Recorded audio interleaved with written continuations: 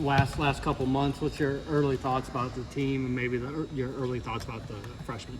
Yeah, we're in our last week of 8 weeks that we get, and this group has been we're noticeably longer and more athletic. That's the first thing that jumps out, and it was intentional how we were recruiting, being more athletic, and I think we have the pieces to be really, really good defensively. I think we have the pieces to be way more up tempo. I think offensive rebounding, steals. I think everything with our length is going to be improved. In the summertime when you bring in a lot of new guys, and it's almost becoming the new normal of having, look around the country, it seems like everybody has over half their team is new, is you just got to come together. And this team is, these 8 weeks, they've spent a lot of time on their own, off the floor. On the floor, I think we got a group of gym rats that are in the gym a lot, shooting, and I've also seen some leaders emerge. You asked me about the two freshmen. Jacob Cole came in, did really, really well to start, and then he broke his foot. So he missed pretty much 5 of the 8 weeks. And then Caden Cooper, noticeably has gained weight. 15 pounds he's added. He's gained a lot of weight coming in as freshman. You're trying to learn and take everything in, and he's had a great attitude learning. But he's also another one who's 6'6", athletic wing. We're just more athletic. Porter, you call it the new normal. What have you come to learn? This is summer number 3 of having to deal with this change. What have you learned about this time of year and getting things right? You got to be relentless with what you believe in, and because there's always new guys, I'm not throwing in the towel and saying the way we do things, the way our culture's got to be, it's too exhausting to keep reteaching it. I'm just relentless on the main thing. The main thing is to continue to build up the guys' skill level to where the team being about OU, and that's the thing that I've really looked at this summer is it's got to start with me. As you know, assistants come and go, but as far as being the leader here and just the vision, you got to be relentless. It's got to be every day, and because we got new guys, it's not going to just all of a sudden happen unless you achieve what you emphasize. And I think this summer we were establishing a work ethic, a pace of how we want to play.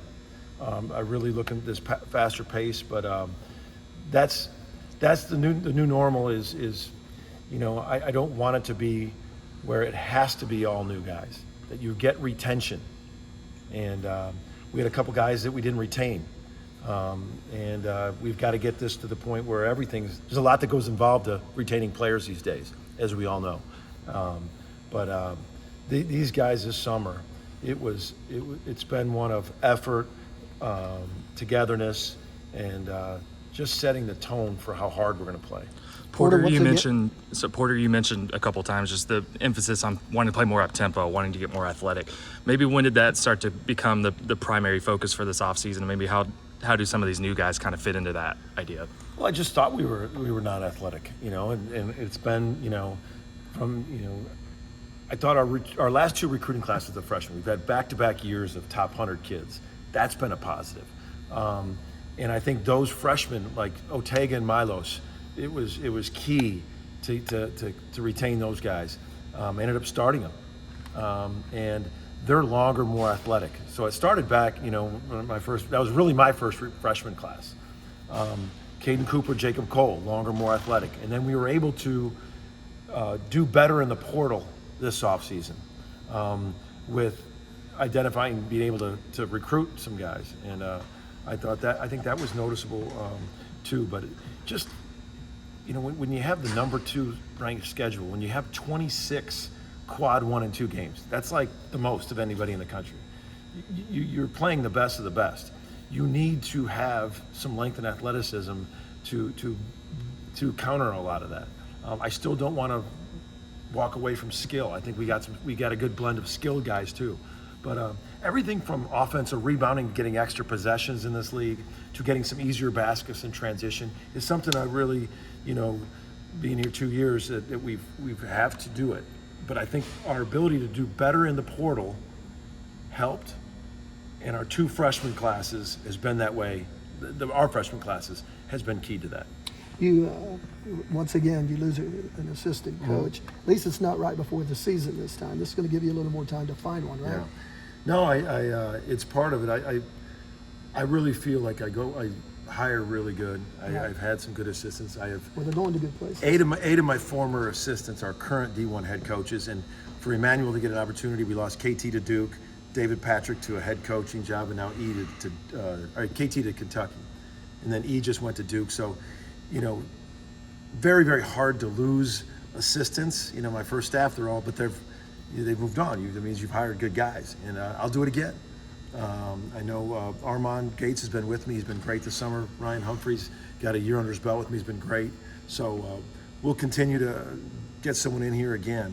But I hire good and I get poached. Well, you promoted a coach to talk about that new coach that you have. Brock Morris came and joined us this offseason, and Brock's a wealth of experience. Brock was in the SEC at Ole Miss, been at Louisiana Lafayette, from Alabama, has a ton of recruiting ties in there, has been a head coach in the junior college level, but most recently been in the SEC. So Brock is just like all my guys. He's really good on the floor, and he's really a grinder recruiter.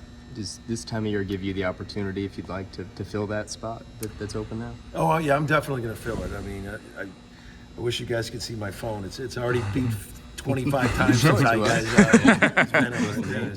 Yeah, there's quite a bit of interest with this thing, but for me, it's just got to get it right. What's the right fit, and we'll definitely be hiring somebody in that place. How much do you foresee John helping with what you're talking about earlier, with that presence inside, offensive rebounding, things like that? So John is one thing. He's just an extremely physical presence. I think I said it when we signed him. So many teams switched 1 through 5, and you got to make them pay for switching 1 through 5, and we didn't always make them pay. Tanner was just a really good pick and pop guy. John is you're gonna have to. He's just a different. I mean, very, very physical, very, very physical. Really doing it, trying to get to the place where we can play the pace with him. But he's a physical presence. He's knocking down a shot better, I thought. But he averaged 15 points in the ACC around that paint for a reason. Some of the other wings that have really impressed us with the pace and the offense rebound is, Rivaldo Soares, Jalen Moore. Those two guys have come in and been, really high level, long athletes. Trey Darthard, I mean, everything we said is come true with him. He's from winning. He's about winning. Elite defensive player, and can really knock down shots. I think J.V. McCollum gives us an absolute speed that can shoot. We said we wanted to play faster. His speed level is extremely fast. And then and I already touched on the two newcomers, or the two veterans coming back. But I will say this: there's two other guys that have really impressed me. One is Sam Godwin. Sam has put on 15 pounds. He's right there at 240. He played last year at 225, and he doesn't look like his mobility's better. So he's one. And then we redshirted Luke Norweather last year. He came in, he measured in every bit of 6'11", experienced him playing a couple different positions. He's played a 4 for us in the summer, and he's probably one of our best shooters. So I really like this time of year because everybody's getting a lot of minutes in these workouts, and you're seeing a lot of guys compete. Porter, you mentioned how key it was to retain Lowe's. Just what have you seen out of him this offseason? And in terms of year 2, what are you looking to see out of him? As a freshman, you come in and you're just trying to make it. You're just trying to a lot of times as a freshman, you're worried so much about yourself playing well, and that's normal. And it got to the point, like in December, where I made the decision to start him, and he ran with it. And by the end of the year, he was, and that's what you wanted your point guard, he was worried about other guys, like getting everybody involved. That's what point guards do. What I've seen him from this offseason, one, he's noticeably stronger. He came in as a freshman around 170, 172. He was at 194 the other day. So he's noticeably, he's put on, some strength.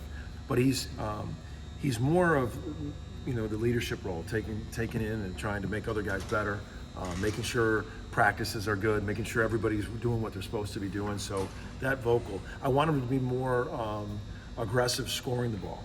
I've seen his shot. He shot 40% from 3, but not a lot of volume. He's gotten a lot more shots this summer. And the other one I've seen is Ortega is he's playing with more change of pace. He was sometimes with just one pace, right down your throat, which I love. I love that part of him. But I think he's two as a freshman.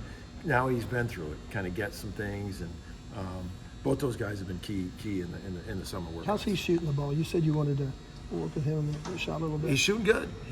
He's my thing with him is you just got to take him. He lives in this gym. Yeah. He's just got to take him. You got to take him in these workouts. And it was an old Rick Majerus thing. You got to be a threat. You don't have to make it. You just got to take it, so the other team knows that you're going to take it. And but he's athletically, just playing this pace, and his strength-wise is just he's physically, really advanced. Ortega is right now. You mentioned finding the right fit for that assistant role. Yeah. I guess what's on your checklist for wanting to identify a candidate there? There's a lot that's going to go into people that I know, people who knows me. I've had a lot of guys leave. Someone that I really feel is going to stay here for some time. Somebody that I know and trust, that knows me, knows my system, is a factor. That's part of it. Not to say that's the end all, but when you lose somebody and they got to start right up, and our workouts are over for the summer.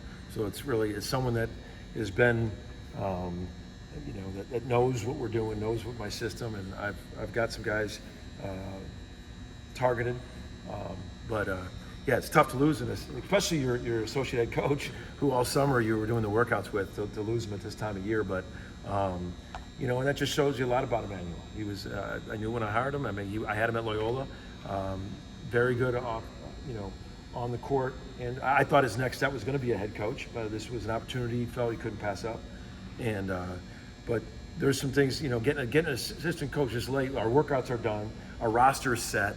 So some of the biggest things important is someone that really, I believe, is going to build this thing with me. Porter, in the new normal roster makeover, you said you don't want to change who you are and what you do. Have you had to change how you do it with a new roster every year? Yeah, the portal is part of this new normal that you guys, like we spent 2 years pouring into Jalen Hill. His skill level went up, his shot went up. Every part of it, I let him bring we got his ball handling where he could bring it up, and then you lose him, a week before the portal closes. So those are tough losses. The NIL is a big factor in how you do things now, and I just think retention is got to be a big part of your new normal. Retention, keeping these guys in here, retaining Los and Ortega, having this situation to where they feel like they got the resources and everything to be good, and the NIL is a part of that. And so you want to get before the portal. In my whole career, I don't think I lost anybody that was in the top 9 or 10 players. If they were playing, they weren't leaving. I had some guys leave. That was the normal. You never saw me lose guys that were third. Now, once the transfer portal hit and NIL hit, you're seeing it all over the country. You're seeing guys that are starters playing 35 minutes leaving, and people are scratching, well, why are they leaving? Well, the portal and the NIL. That's why they're leaving. Literally, before that happened, I didn't have anybody that was at Loyola my 10 years. I didn't have any of those guys that were in the rotation leave. So that's part of the things that you got to do differently. You got to really, playing time isn't the only reason why a kid stays anymore. It's NIL, it's different opportunities, and you want to get it to where our situation is so they don't want to leave OU. They don't want to leave OU, and that's what for men's basketball. That's what we have to build up to. Porter, in what ways have these first 2 years been a success? That's a long, open-ended conversation, because you know where I want to go. That first year, having to do everything through Zoom, we've had a lot of obstacles, and I just heard Jay Wright talked about this on a video. You can see it all over social media the last couple days about his first 4 years. He was just so focused on being the main thing, and just resilient on your culture, on where you want to go. And that's where I feel that we've lost a lot of assistants. We lost some guys, but we've added, I think every year we've added 2 back-to-back classes of 2 really good freshmen that have been the core. But I think there's a lot of things that you've got to be resilient, that I as the head coach have to be focused on, about keeping this main thing the main thing. But I know where we want to go. I mean, I want to get banners like all of us, and we've talked about this, and coaches have talked about this. This area of NIL transfer portal. We're going to get through this. We're going to get through this, and I'm going to be resilient on getting through this. And then there's things we got to do to make this thing a perennial power. You know, there's things that we have to do to make this a success every year.